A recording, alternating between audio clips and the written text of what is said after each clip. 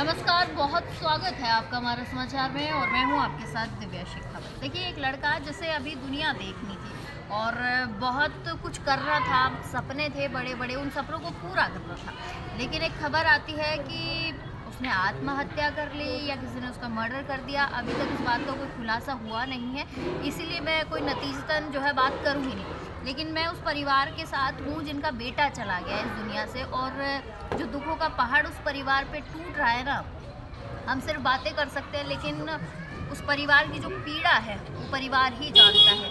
दरअसल एक व्यक्ति जिसने सबको हंसाया, आज उस व्यक्ति के घर पे दुखों का पहाड़ टूट पड़ा है। मैं बात कर रही हूँ पन्या सेफट जी की, जिनको मैं बचपन से देख रही हूँ, क्योंकि हमारे घर में बचपन से मेरे पिताजी जो है सीढ़ियाँ लेकर आते थे और हमें दिखाते थे, तो हम बड़ा खुश होके जो है उनकी कॉमेडी को सुनते थे, देखते थे, बड़ा खुश होते थे। लेकिन आज मुझे ऐसा कभी लगा नहीं था कि मुझे यहाँ आना पड़ेगा इनके घर पे और इस तरीके से जो है दुख में मुझे इनकी बात सुननी पड़ेगी। मैं पन्या सेफट जी के घर पे हूँ, परिवार है इनका बच्चा इस दुनिया में नहीं रहा है। क्या कुछ वजह रही होंगी, क्या चीज़ें रही होंगी, वही जानता था। लेकिन फिर भी मैं एक बारी परिवार से जो है पूछना चाहूँगी कि क्या कुछ इन्होंने देखा, क्या कुछ इन्हें पता चला और क्या इनकी मांगे हैं, कुछ अगर हैं तो क्या कुछ बताना चाहते हैं।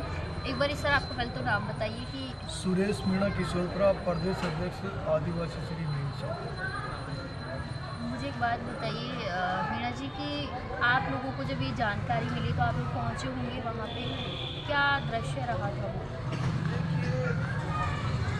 ये राजस्थान के लिए, सरकार के लिए और पुलिस के लिए एक बड़ी चुनौती है और अब तक इस मामले के अंदर इसका पर्दाफाश नहीं होना।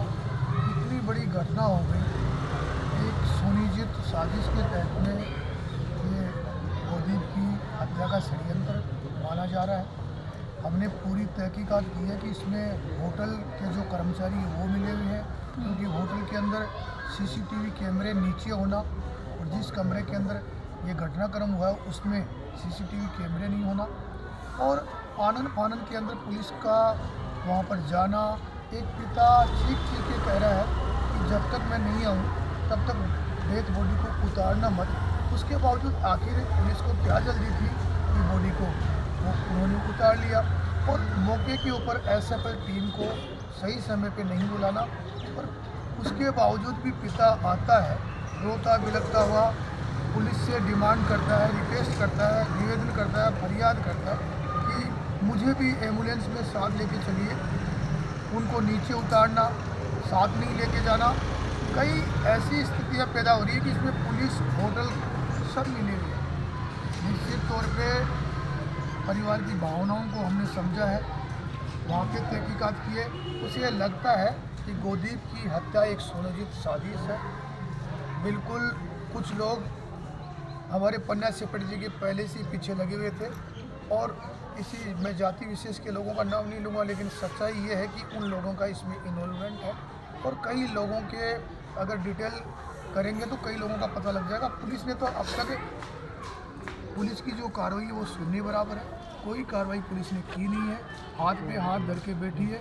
मैंने सुना है कि वहाँ के एसएचओ राजेंद्र सिंह ईमानदार कर्तव्यनिष्ठ व्यक्ति है, लेकिन उन्होंने भी अब तक जो आईओ है उन्होंने कोई रिजल्ट रिपोर्ट अब तक नहीं दी है।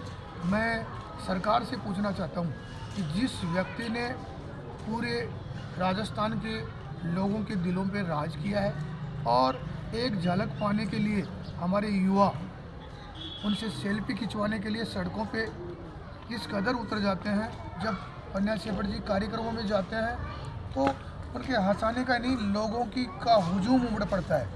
और जिसको राजस्थान का हम गौरव मानते हैं, जिसने देश और दुनिया के अंदर अपनी कला के माध्यम से सबको हंसाया, आज वो बिल्कुल परेशानी में है, दुख में है। और इस विपत्ति की घड़ी के अंदर राजस्थान की सरकार का चुप बैठना, मुख्यमंत्री जी का अब तक कोई बयान नहीं आना और सिर्फ 100 संदेशों से इस विपत्ति को शांत नहीं किया जा सकता। एक जवान बेटा गया है और मैं कह रहा हूँ कि जिस पिता के सामने जवान बेटे की अर्थी जाए, उससे बड़ा दुख, उससे बड़ा दर्द दुनिया में कोई हो नहीं सकता। पन्ना सेनापति जी जैसे व्यक्ति के साथ में ये अन्याय हम किसी भी सूरत में बर्दाश्त नहीं करेंगे। हमारी राजस्थान के अंदर संपर्क चल रहे हैं, सर्व समाज के लोग, सामाजिक संगठनों के लोग, जनप्रतिनिधि, सब लोग पन्ना सेनापति जी की मदद करने के लिए हमारे से बराबर संपर्क में हैं।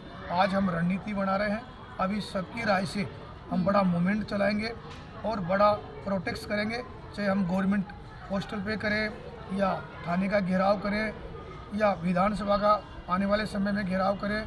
किस प्रकार से क्या कुछ करना है वो सभी लोग धीरे धीरे एकत्रित हो रहे हैं और बड़ी रणनीति के तहत हम आर पार की बात करेंगे। जब तक पन्ना सेनापति जी को इंसाफ नहीं मिलेगा तब तक न सोएंगे न सोने देंगे। जी दीपक जी, मैं ज़्यादा तो आपको परेशान करूँगी नहीं, लेकिन फिर भी मैं एक दो सवाल है मैं पूछना ज़रूर चाहूँगी कि ये जब घटनाक्रम हुआ तो आपसे पहले ही पुलिस वहाँ मौजूद थी, पुलिस को होटल वालों ने सूचित कर दिया था?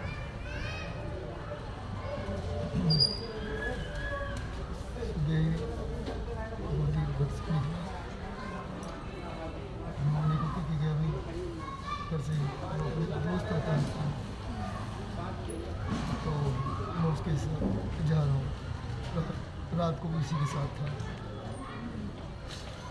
उसके बाद मैं मंदिर चला गया। मेरे थोड़ी बोलने की हिम्मत नहीं हो रही। मेरी छोटी बहन है, बात कर रहे हैं आप यहाँ लिखने भाई मेरे बहुत तकलीफ से हो रही है, इसलिए दर्द हो रहा है।